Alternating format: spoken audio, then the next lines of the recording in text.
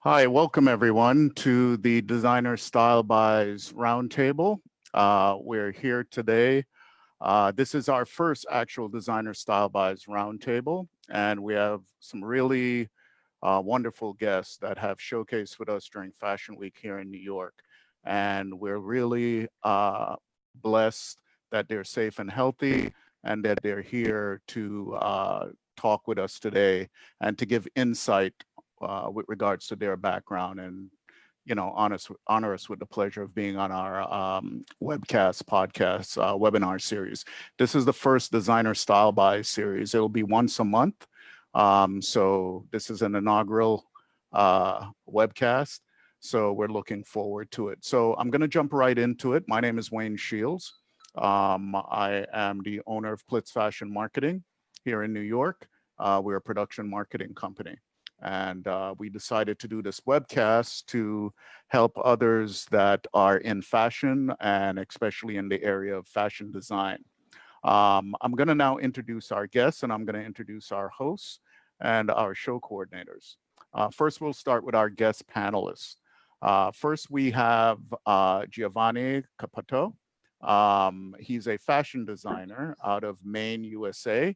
Giovanni, can you give the audience introduction of yourself and a brief synopsis of you and your brand, if you could?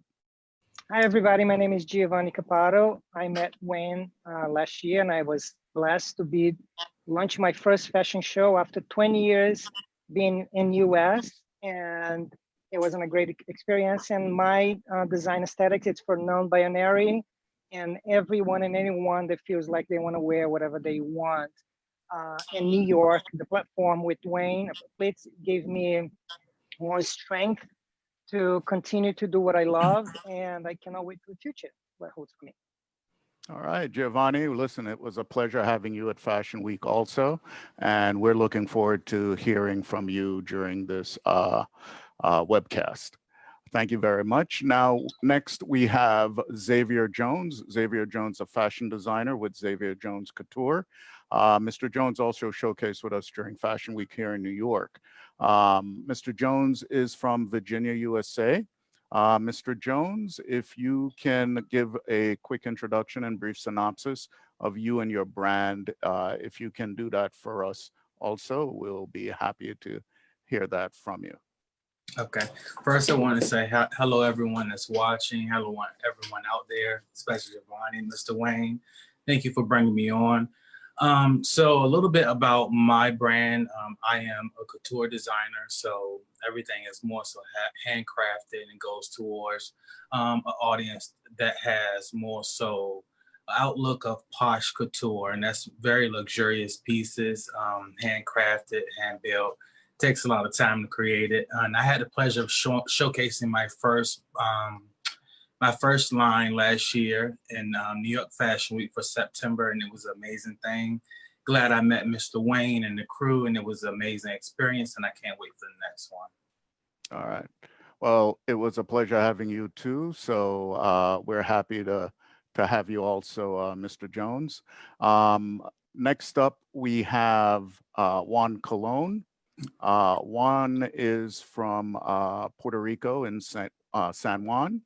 And Juan actually showcased with us last season during Fashion Week here in New York.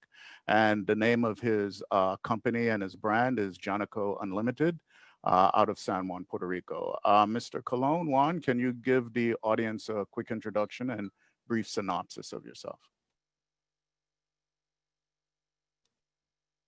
Hi, Juan, can you hear us? Oh, I'm sorry, Juan, you're on mute, actually. Just unmute for us. There you go. Sorry about that. So yeah, just give the audience a quick introduction, if you could, for me, Juan, just so that they could learn a little more about you and your brand. Okay, my name is Juan Colon. I'm from Puerto Rico. I work in the fashion industry for 21 years. I live in the capital. My brand, the name is Janco Unlimited, and it's a resort look. And I like the drama in my shows. And you can see that in my last show in February with Wayne. And that's it. I work with real models and real people. It's my specialist. All right. Well, happy to have you, Juan. It's been a pleasure working with you. Juan also owns an agency in Puerto Rico, Tiny World Models. So he works both ends of the spectrum, as we might say in the business. So all three guest panelists, welcome aboard, and we're looking forward to hearing from you. Now, I'd like to just take a moment now to introduce our show hosts. So our two show hosts tonight, we first have Kayla Samuels. Kayla is a fashion styling and wardrobe senior coordinator with PLITZS Fashion Marketing. And we also have Haneen Atim. She is an assistant manager of fashion production and marketing with PLITZS New York City Fashion Week. Can we have a quick introduction, Kayla? If we could, if you could tell us just, well, give the audience just a little bit about you and about what you do with PLITZS Fashion Marketing, if you can. So hi, Kayla, you like you there? said, my name, Okay, there you go. yes. Hi, like you said, my name is Kayla Samuels, and I'm the Senior Fashion Styling and Wardrobe Coordinator. I've been doing it for almost a year now. And as far as what I do with PLITZS Fashion Marketing, when it comes to the designers, the style guides that you guys get, I help with those, put those together for the fashion show for Fashion Week. Reaching out to designers and searching designers and models and looking for boutiques and stuff like that. So, and then during the fashion shows, I get to help out with the models and designers as well. All right, Kayla, well, that was a nice introduction. Want to thank you for that. So next up, we have Haneen. Haneen, can you give a quick introduction to the audience if you could? Yeah, I'm Haneen. I'm the Canadian of the group, and what I do, I'm the assistant manager of fashion production and marketing in the company. And what I do is I'm heavily involved with the contacting designers, having them showcase with our shows. I'm the supervisor for that, along with the our other team members on that, Sophia. And yeah, just like Kayla, we scout different models, different boutiques to come to our show as well. And yeah. All right, thank you very much, Haneen. So we also have our show coordinators, or basically they're the show producers. We have Hannah and Christopher. I'll let Hannah do a quick introduction. Hannah Howard. Hannah, by the way, is one of our production, styling, and wardrobe, one of our production and marketing senior coordinators. Hannah, could you give a quick introduction if you could? Sure. Yeah. Hi, everybody. My name is Hannah Howard. I'm originally from California, and I work in fashion production and marketing with PLITZS. Essentially, I kind of don't want to repeat anything that Kayla or Haneen already said, but I also work on how to market PLITZS as a company and everything that we do, and try and get our name out there, as well as try and scout models as well as designers. But thank you all for being here. All right. Thank you very much, Hannah. All right, so without any further ado, we're gonna jump right into a little dialogue, a little roundtable here with our three guest panelists to try to hear their expertise on some of the agenda topics that we have going on. So one of the first items that we'd like to introduce as a discussion, I'll pass it over to Haneen to introduce that first topic to our three panelists. Hi, so we're going to be discussing social media and digital marketing and when it comes to your brand. So yeah, can we get a little opinions on how you feel about social media, personally speaking? Who are you addressing the first question to? Which one of the three? I'd like to actually see, we'll start off with Giovanni. How do you feel about social media? Hi, Giovanni, just unmute, just so that we can hear you. Giovanni? Hold on one moment. We might have a little technical I difficulty. think I got it. Oh, there you go, Giovanni. Yeah, you're unmuted now. Thank you. So that's a really great question, especially for me, because all my business and my work, it's word of mouth. And now I have to step in with this new platform that I'm completely, clueless, to be honest. And I'm learning every day how I can get there and how I can reach more people. So for me, it's a big challenge, but I'm excited. There is so many studies out there and research that, I can get into it. But I think it's definitely something that everybody needs this day and time. Like I said, the word of mouth for me as my business is super important, but I need to go to the next level. And I'm excited, and hopefully I can learn fast, because things, when it comes to social media platform, it's fast paced. So you would say that social media helped or hindered your success? I'm thinking helped, as you said. I think it's going to help. Right now I'm doing the baby steps, to do the right thing and learning from others. Of course, there'll be mistakes in between. But I needed to get more knowledge, to be honest with you, how to approach and when to approach with the right material and the right content. And Zavier, how do you feel about social media? Okay, so social media for me is kind of rocky. I like it, but it's kind of back and forth. I would say it's like the water. It's kind of unpredictable. So you have to, for me, I'm still finding out exactly, my lane on social media, I would say, and where my content falls and how it gets out there. But you have a lot of problems with the algorithm. I'm really on the middle ground with it. It can help and it can hinder at the same time. I say it helps because when I put my designs out there, they are shared through other people, and it really is an in-person type of view. If I post a design out there and someone sees it, you hope that it connects with the user or the consumer, and that brings notice to your brand. So some may look at it, some may double tap. Some might be very interested in it, but don't actually go the extra mile to contact and find out how can they get something made. So I would say right now in the state I'm in, it's helping and hindering, but later on, I believe it's going to be a big help once I pull everything together, get my mojo going. And from there, I think it'll help. And that's great. Now, you mentioned that social media is a way for you to reach other people with your designs and whatnot. Do you feel that, this is a little bit of a serious question, social media is making it a little bit easier to plagiarize the designs from various designers, like from bigger brands and whatnot? Yes. And I think it's a huge problem, actually. I personally, as a designer, my take on it, I know how long it takes for me to put, work into what I'm making, my project. And I feel like social media gives this persona, like everyone's moving very fast.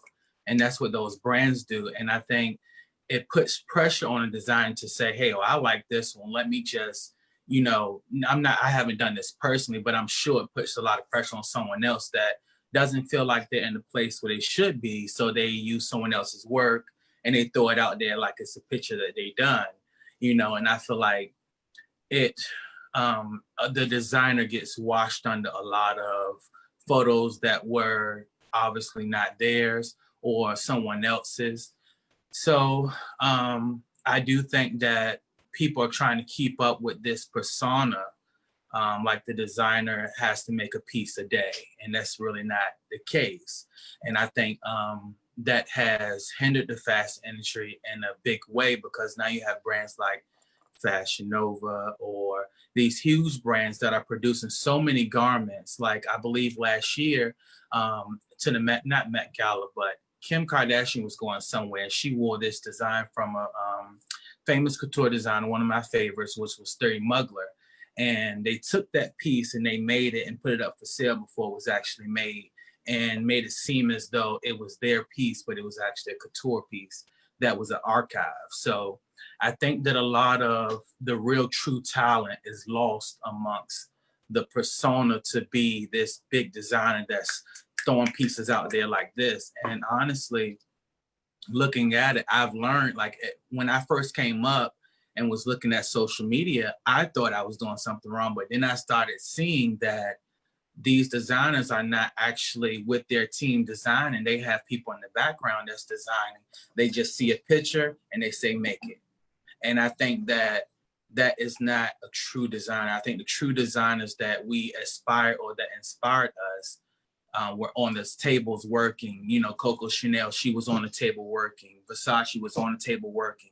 These couture designers were on the table working, but you have these bigger brands now that's just getting pieces out there, and they're pulling from the designers that, you know, haven't been seen amongst all the other stuff. So I think it's put a lot of pressure on the fashion industry, and I do believe plagiarism has been a big aspect in the fashion industry. Yeah, no, I definitely agree with you. Mr. Juan, how do you feel about social media?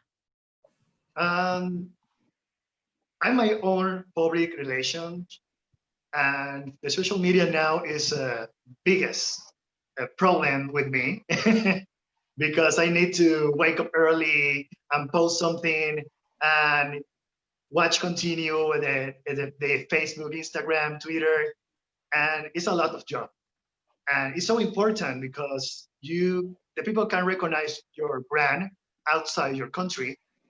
Actually, I'm living in an island, and with the social media, I can present my style and my videos or fashion show outside. It's so important for the people recognize your brand.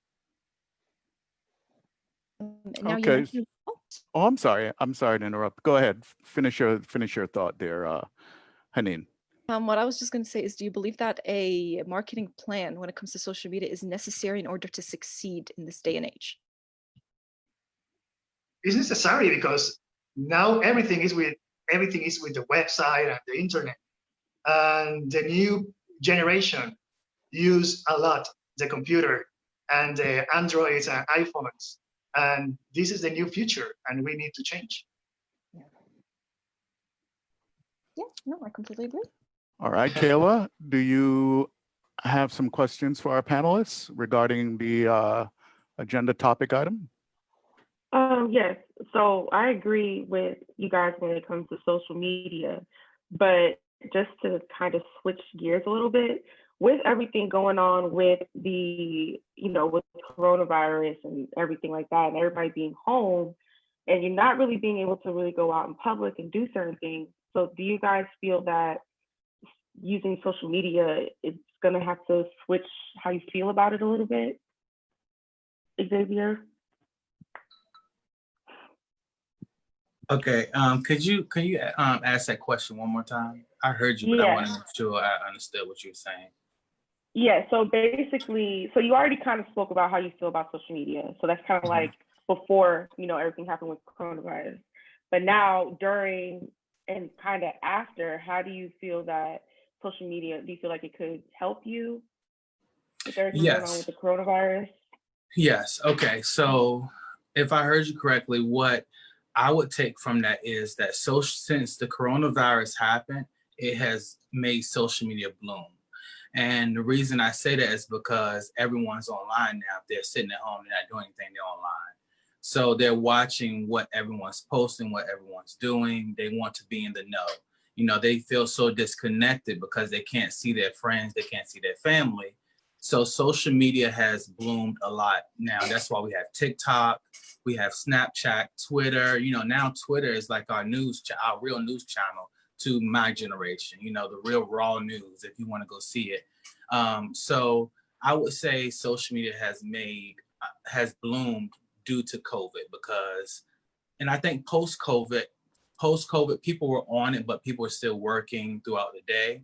After coronavirus actually, goes away or whatever happens with it, I think that it's still going to continue to bloom. And I think people are going to still use it, and it's going to still have a big, a big following, and a lot of people still in tune with social media. And as a designer, do you think that you could gain from everybody basically being on social media right now? Yes. So that's why that comes back to the love and hate relationship me and social media has. Now, you know, since everyone has been on social media, a lot of people were actually more engaging more with what I was doing. So that's just because I feel like they didn't have the time. You know, it's not a lot of time, and you have to. It's social media is tricky because you got to think about it. With everything's going on now, people don't really have that much focus and that much. You have to, you know, capture their attention in amount of 2-3 seconds, honestly, and hope to get something off of that. So it's kind of like throwing something out there and hoping it comes back to you. That's what I would say. Zavier, let me ask you a little question here. So what you did our Fashion Week September of 2019, if I'm not mistaken, right? Yeah. So give me a little background on you and your team. What kind of, and give the audience this, I want the audience to kind of hear, you know, what someone who actually did Fashion Week here in New York actually had to go through strategically with a campaign. Tell us a little about the strategy you and your team used when it came to putting a campaign strategy together for social media. How did you go about attacking marketing, the fact that you were going to showcase your brand during Fashion Week here in New York? Okay, so I'll be pretty honest about it. It's a really good question, Mr. Wright. I'll be really honest about it. That was a period where I feel like I had a rough time with marketing. And as a designer, I was more so, this is my first show, so I was more so focused on shocking the people. That's really what it was to me. I was more so trying to have that big show, that big banger, and let it come back off of that. Not really worry about the marketing strategy or anything. Just really put the pieces out there and put more into the pieces and let the pieces create the experience, if I would say. That was really my marketing strategy. From there, we would post the photos and post the video, but I didn't really put that much thought into it because I was so focused on making sure that the pieces were right, they were presented correctly, and that they fit correct. And, you know, and it was Fashion Week, so everything is going on pretty fast. So really, I think now I'm just starting to look back at, you know, what I already have done and try to increase that even more, even if I have to reshoot it, do videos, and really just show the pieces and make more of a full experience, because I was so focused on doing the first show, I would say.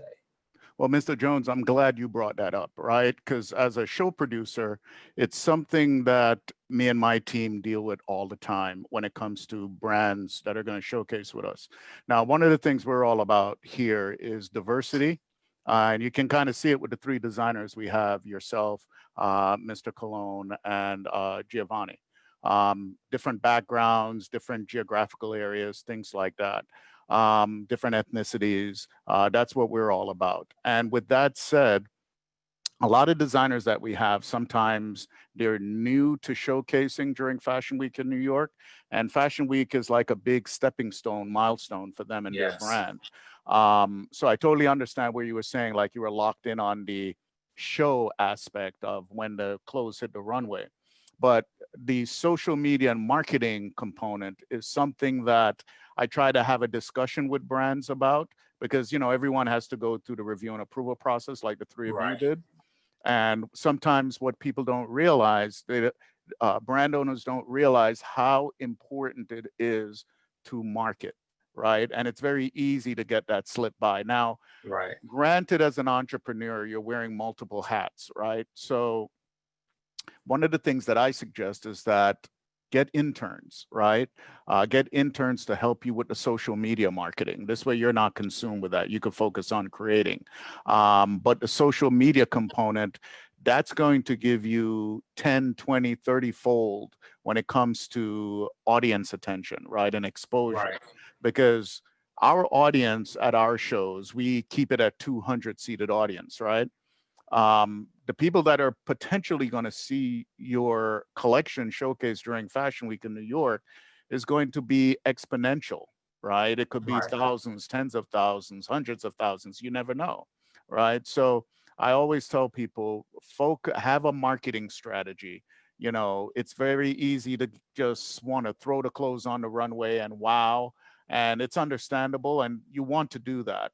But that's strategical from a business standpoint, and that's part of the growth of being a fashion brand, I believe, is just going through that and experiencing that, and then your next time around, you know, like, hey, I got to have my team really focus on leading up to the show, during, and especially after the show with the photos and videos from the show. So I think that component is so important. And I just want to show the viewing audience a little clip from your showcase during Fashion Week in New York. So I just want people to get an idea of what it was like when you did showcase during Fashion Week here in New York. And as a matter of fact, bear with me. I should have done this before. Let me just share my screen really quick with you guys so that you can, so that you could see this. Bear with me. Can everyone see the screen? Yes. Okay, thank you. All right. This was an interview, but it's going to show some of your items on the runway. It's a very short interview. So I want the audience to get an idea of what it was like with you. Hey guys, we're back at PLITZS New York City Fashion Week. I'm here with one of our wonderful designers. What's the name of your brand? Zavier Jones Couture. Zavier Jones Couture. Now I did get a look at some of your designs. Can you tell me a little bit about the inspiration? Okay, so I was inspired by the evolution of women and birds. I see them as very similar creatures. They're very beautiful. They evolved, you know, they're always evolving. They don't let anything stop them. So the inspiration came from birds and just the groundbreaking things that women have done. And that's where the inspirations come from. Oh my gosh, that's absolutely gorgeous. And it definitely showed on the runway. Now, there was a little bit of a peacock number. How long did it take for that headdress to happen? Oh my goodness. So the headdress took about 4 weeks. 4 weeks. The headdress took 4 weeks. I had to hand weave the full thing. Me and my co-designer Chloe Birch, we hand weaved the whole peacock look, and then we put it with a blue silk, and then we also did a corset, and the corset was a steel bone corset with peacock feathers as well. And we just wanted to make the bird look very natural and beautiful, like a peacock would put on a show. Just stand out. Peacock is a very loud bird. You see it there, you know it's there, you know the awareness, and that's what I wanted to put in the piece, and that's exactly what we did. Well, it looked like a lot of time and effort and consideration was put in every piece that was on the runway tonight. I thought they were absolutely stunning. And so that the people back at home can make sure that they're looking and keeping up to date with all your designs, let us know how we can get in touch with you on social media. Thank you. Okay, so my social media is Zavier Jones Couture. It is ZAVIERJONESCOUTURE. That is my Instagram handle. And you can also contact me at 757-515-9670. And you will see a lot more of me very soon. Absolutely. And we hope to see a lot more of you. And thank you so much. All right, so I just wanted everyone the audience to kind of get an idea of, excuse me, let me just stop the share here. Bear with me.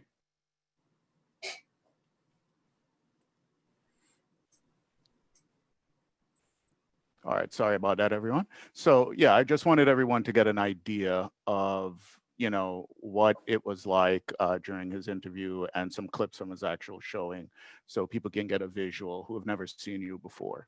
All right, Kayla, you could continue on. Thank you.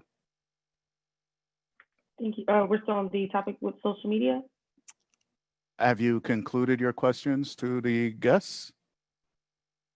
Yes, we can move on to the next topic. All right, so we have another topic that we're going to move on to, and I'll throw it over to Haneen. Okay, so we're going to be discussing the how the fashion industry is going to be pre versus post COVID. Juan, can you tell me if you think that there's going to be more of a shift towards sustainable fashion post COVID? Who are you addressing the question to? Juan, Mr. Juan. Mr. Colon, just unmute for us real quick. There you go. Oh. Okay, repeat again the question. I'll just repeat it, Hadeen, if you can. Sure. So do you believe that there's going to be post-COVID-19, there's going to be more of a shift towards sustainable fashion choices and fashion purchases?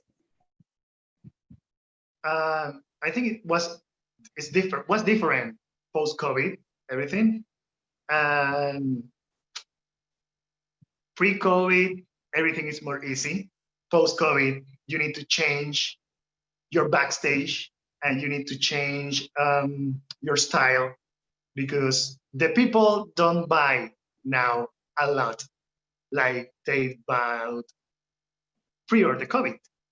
And you need to change a little bit your style. Now I work more ready to wear because the people now don't spend money in luxury. They need something more with utility. And now it's different. And the fashion show goes to be more different because you need to have a group more reduced of models in your backstage. And the makeup artists need to change everything to in the backstage.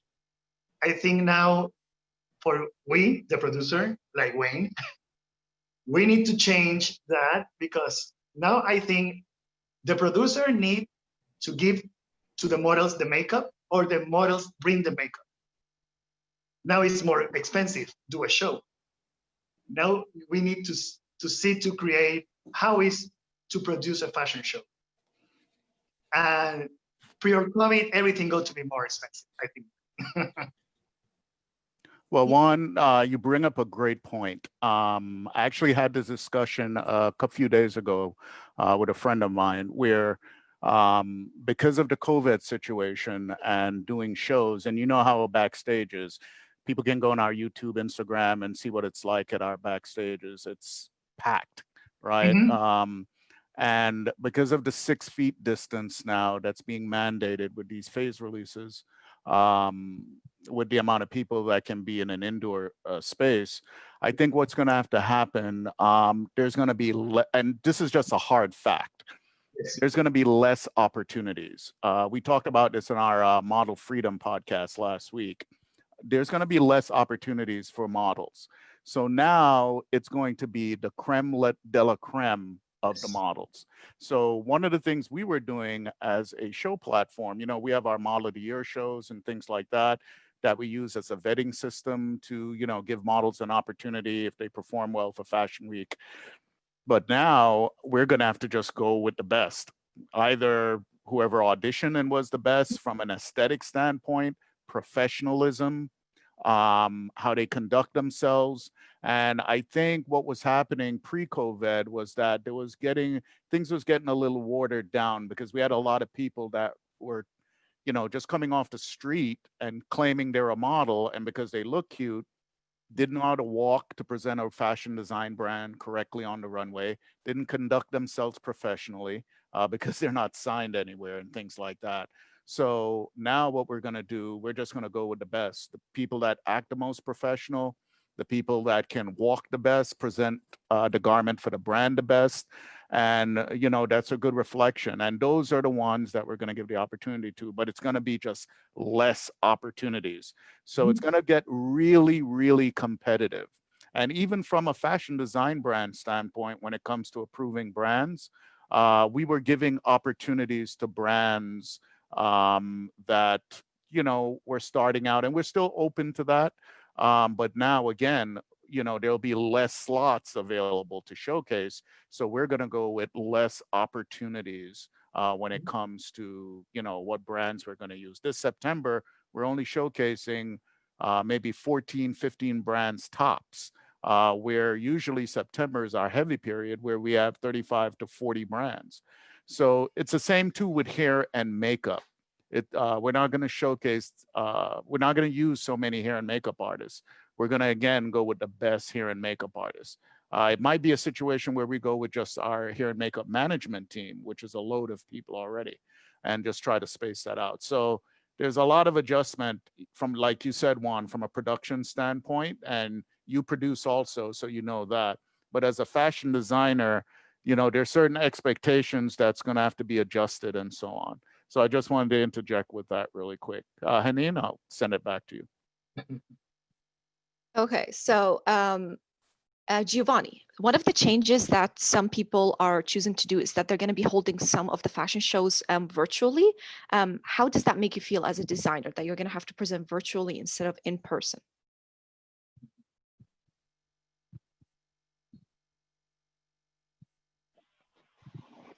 I think it's going to be difficult for small designers like myself, to have that platform or their technical,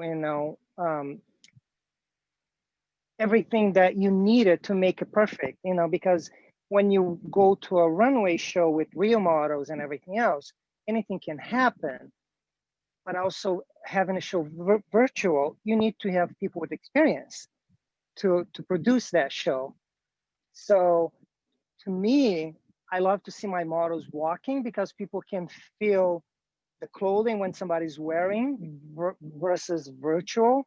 But I've been thinking about the future now of 2021, how can I do that in a way that they can still use models, and have guests, but having that protection for everybody else.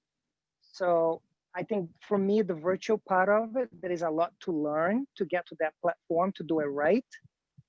But to do the show like PLITZS, we did together last September, to me was the best experience because people can see it, you can hear the emotions from the clothing when models walk away, on the runway, they can talk to you after.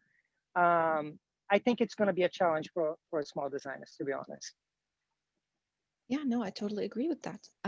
Zavier, do you believe that there's going to be any kind of challenges to coming up with new collections in a time like this? No, not at all. No, not for me. I get inspired a lot. So I'm inspired by things that have already happened. So I have like books of inspiration. And I wanted to piggyback on the question you just asked, Giovanni, if that's okay. I think that that's going to be perfect for designers in a certain way because it brings back more creativity. That I would say. For me, example, I'm a creative director, so I would like, I like full control as far as how the clothing looks and how it's produced and the image I want to put out there. So I feel like it makes it more creative. It gives more of a challenge, and then you really get to learn the designer from the world of the designer, honestly, because they're putting on this whole experience based off of how they feel, how they felt about the clothes, what they put into it. And then they make the experience what it is and what they dreamed of. So I think that it brings a lot of value back to the designer. And I think that's something that we missed over the years, with, you had like, for example, you have Alexander McQueen. When he put on his show, you could see a full spectrum of his show. Instead of now, they just send him down the runway, and it's kind of getting old to a certain degree. So when it becomes in the hand of the designer, you can put more of an expression out and more value back into your pieces. Honestly, even if, like, for example, let's say Giovanni took it to his culture and really put where he got the materials from and stuff like that, and he put it into a fashion show, that makes it a full experience then. I know he used a lot of materials with different patterns. What if he has a room full of different patterns, he had the models walking in them? That makes the consumer engage more a little bit and want to know more than just a white runway, honestly. So I say it's going to be a great turn. That's what I would say. Now, could you ask me a question? Because I actually forgot what your actual question was. Yeah, Haneen. Yeah, sorry. You pretty much answered the question. The question was, do you find it difficult for people to design new collections in times like these? Oh, no, not at all. Well, Juan, tell us your opinion on the same question, if you could. It's fun because now in the pandemic, I do a complete collection of 45 looks in 3 weeks because I don't have nothing more to do, and because I was boring, and I contract. I have a friend. He's a videographer, and we create a virtual fashion show. And I rent a studio, and I tell to the models do the makeup, and I do it a special mask, and I present a dress match with the mask, and we create a video of 3 minutes of 16 looks, and we present on YouTube. And I think I need to present something new, and it's the next step, do a virtual fashion show, because in this moment, it's difficult to have people in one room. And with the social media, it's more easy. You present your show to more persons in YouTube and Facebook, and you can find more followers. But the job is so hard. Do a virtual fashion show too. Yeah, Juan, you make a great point. Zavier and Giovanni. Again, just to interject from a production standpoint, we're still going to do our physical shows during Fashion Week here in New York, but we plan on launching a bunch of virtual shows too. Because again, I think there are a few advantages from different perspectives. I think from the design brand's perspective, one, it's going to be cheaper because it's going to cut down on your expenses of travel, lodging, that kind of thing, and just time consumption when it comes to the traveling aspect and being physically away from your business-based location. I think from the production standpoint, it'll be a little easier. It'll be easier to just not moving around logistically and being able to manage things and pre-develop things before we put it out virtually.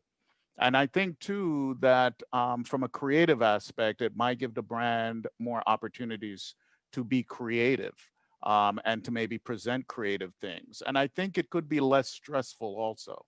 Now, don't get me wrong, there's nothing like being there physically, engaging people, seeing people's reaction live. Those are some of the things that you might not get virtually. It's not the same to see how the audience is reacting, peeking from backstage, as opposed to, having an audience watching online, right? But another big advantage that virtual would give is the reach. So it's possible to reach tens of thousands of people worldwide outside of your geographical location. And I think from a business aspect, because that's one thing I think sometimes you always have to tether together. It's the creative aspect and the business aspect. So everything you do creatively has to have a good business result, right? So it's not just designing for design's sake. And I tell you, over the years, some designers I've met, they've had wonderful designs, better than a lot of the fashion houses. But the problem is they weren't a business person, and they were afraid to allow others to help them with their business. And therefore, it became an expensive hobby over time, right? And you can't sustain yourself that way. It costs for material, it costs if you have a brick and mortar, even if you have an e-commerce to make the garments, material, textiles, all cost money, right? So you always have to have a business strategic objective when it comes to that. So virtual, I think, is just a natural step that's going to be in unison with doing physical shows. I think it's just going to give more opportunity to showcase and to get a further reach of your brand when it comes to exposure. So that's just my personal take when it comes to that.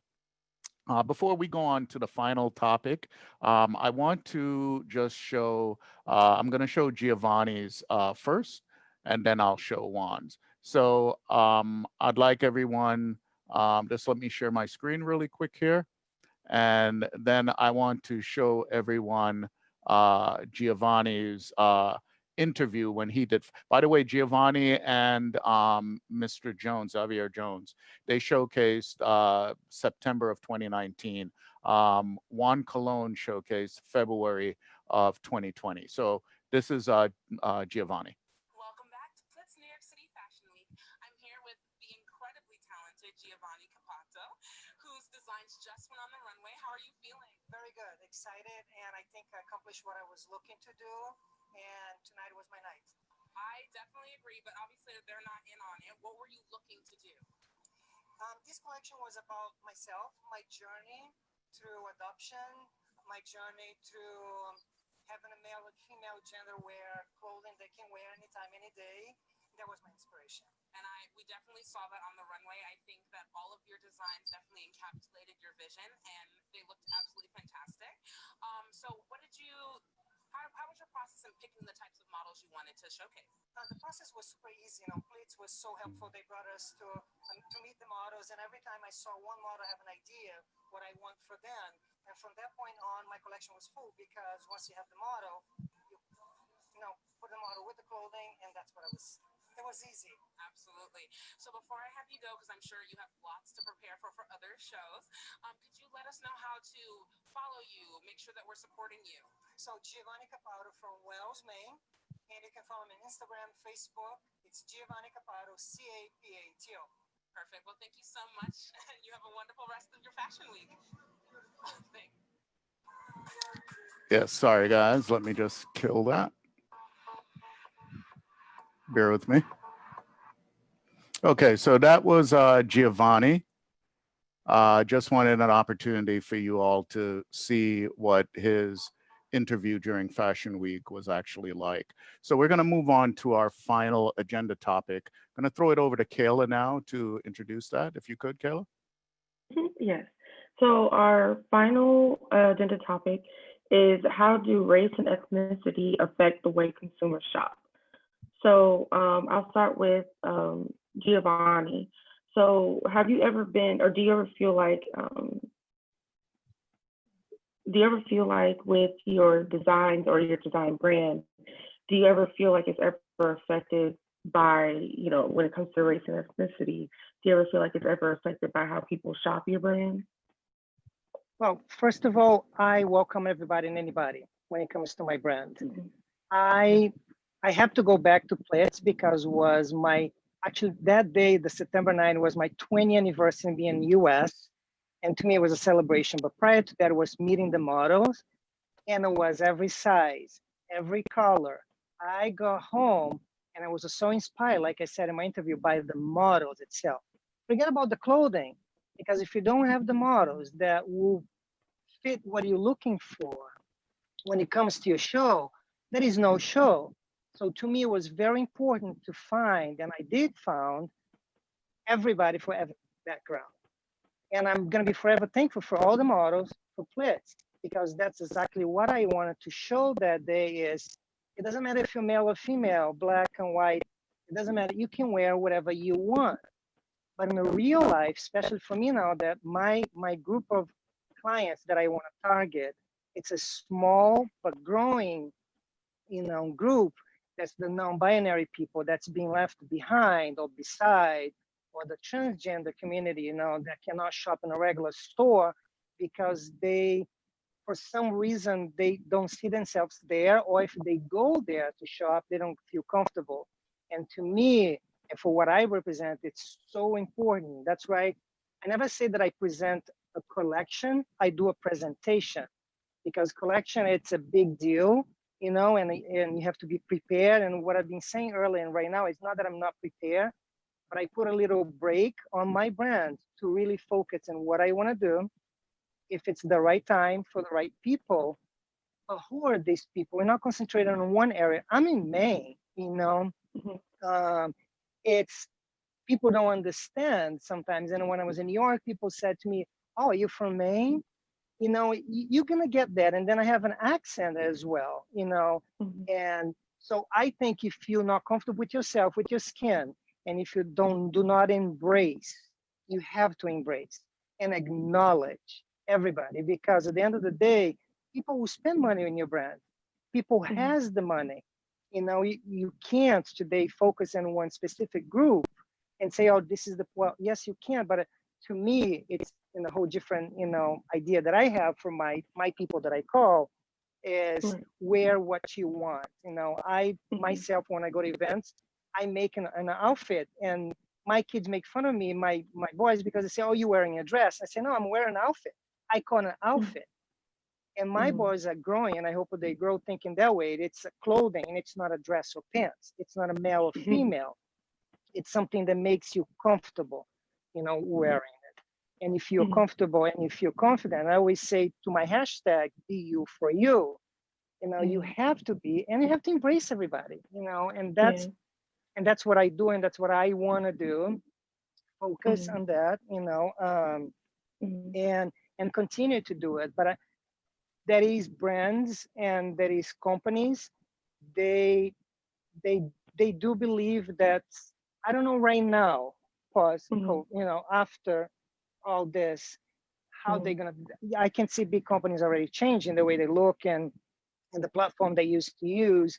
So it's going to be interesting. But I'm grounded in what I believe, and I'm going to continue to do that, and I hope it works. Yeah, I completely agree, and I actually really respect that, everything that you said. So for Juan, what about you? Okay, repeat the question. Okay, so basically, I just asked, has race and ethnicity, has it ever affected, or do you feel that it's ever affected the way a consumer has shopped your brand? Okay. When I start my brand, I do everything opposite to the normal, because I know the industry is so hard. They have a lot of prejudice. They don't have inclusion, and they think something is not pretty, and they have something rules, and I need to break that when I present my collections. And when I remember I started presenting plus women in my shows, and the people say me, why you present a plus woman? And I say, because the plus woman is a customer and is a real person, and it is our consumers. Later,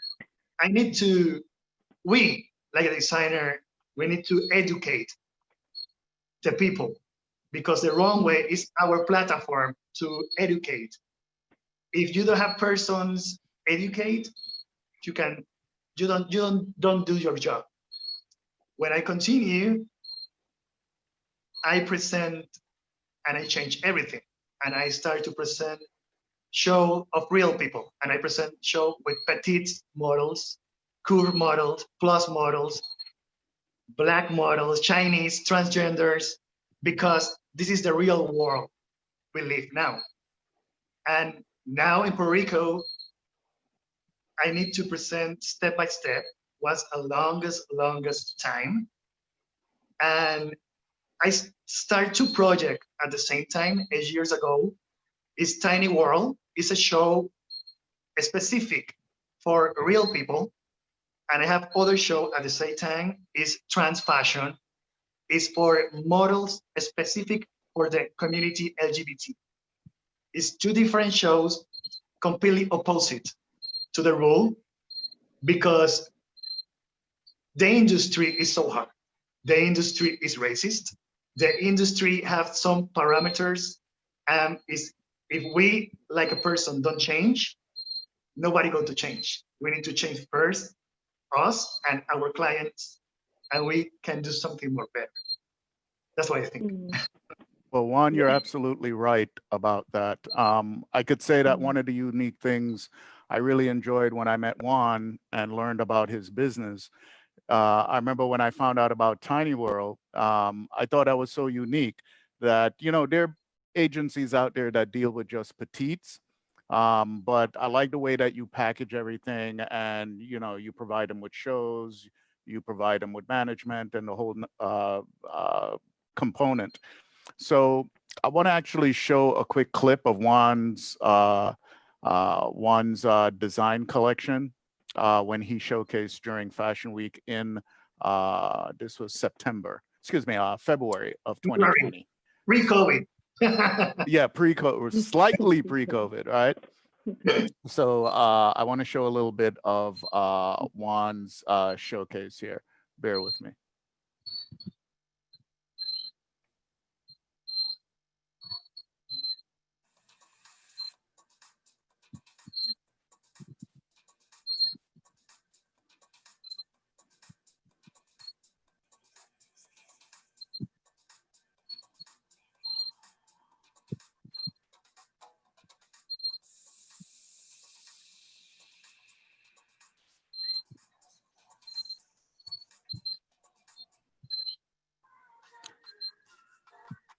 So as you could see there, Juan has all type of model aesthetics within his brand collection.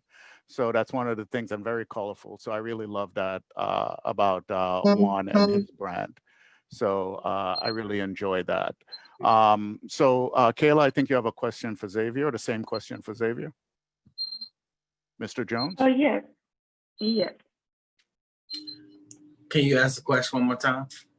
Yes. So my question was, has race and ethnicity, I don't know why I have a hard time with that word, ethnicity, ever affect the way consumers shop your brand? Do you feel like it's ever affected the way? So for me personally, what I would say is, piggybacking off what they said, but what I would say me personally, when I first started doing couture in my area in Virginia, it's like wipe clean, right? So I'm like one of the only designers that a lot of people know that's in my area.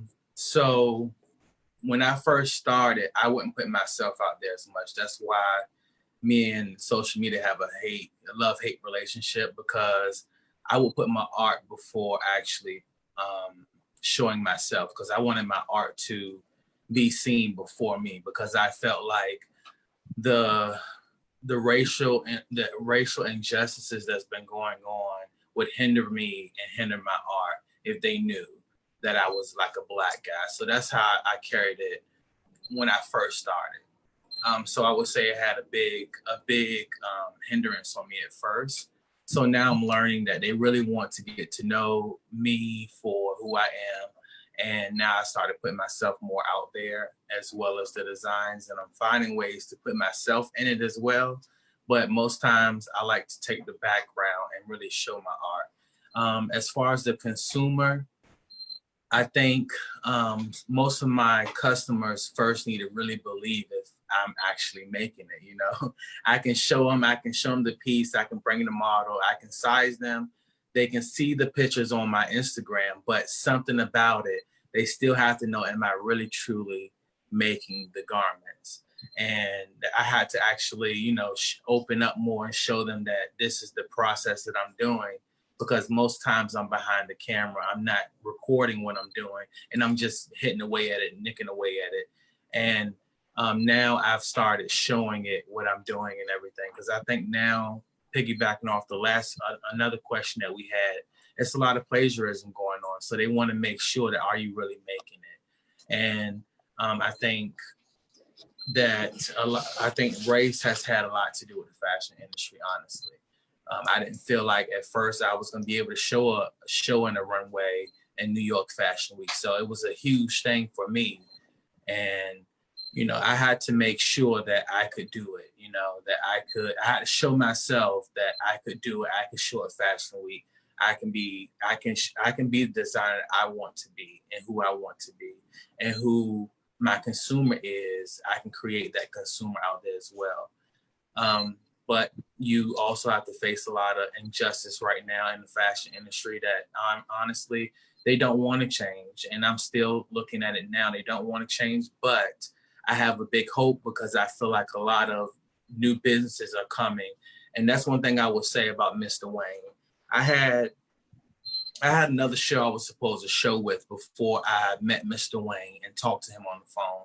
And it was a totally different experience.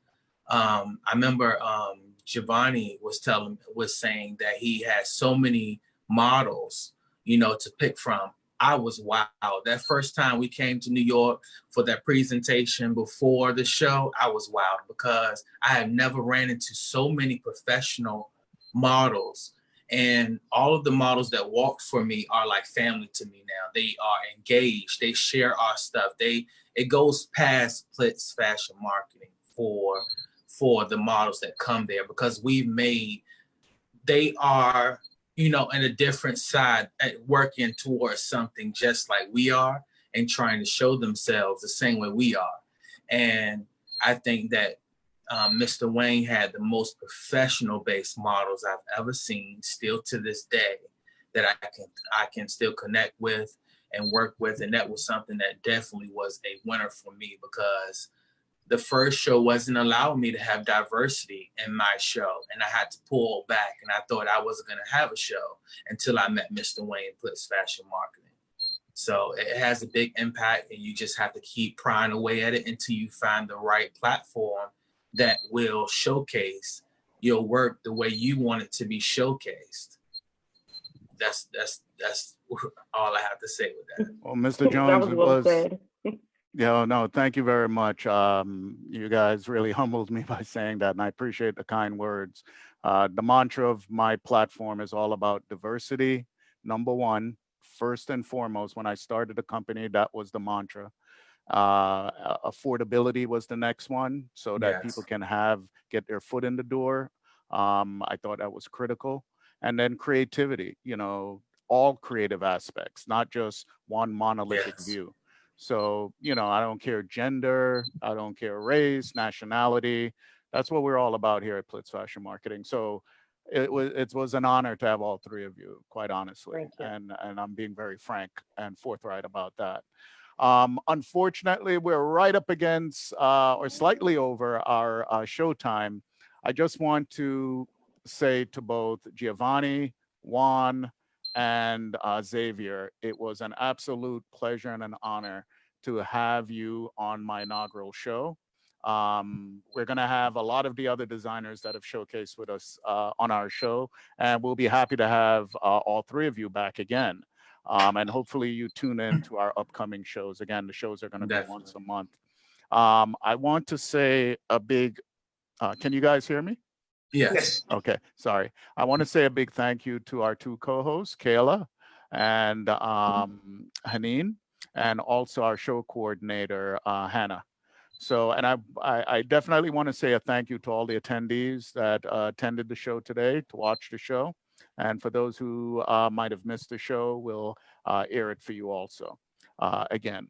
So again, thank you for being a part of our Designer Style Buys roundtable, our first one, and we're looking forward to having many more. And if they are all like this with the guests that we have along with our host and coordinator, I think they all will be great. So I'd like to say have a great evening, everyone. And again, thank you for joining us here. Everyone be safe, healthy, and we look forward to speaking and seeing you again on the Designer Style Buys roundtable. Thank you. Thank you so much. Thank you. Thank you. Thank you. Have a great evening, Bye. everybody. You too. Take care. Bye-bye.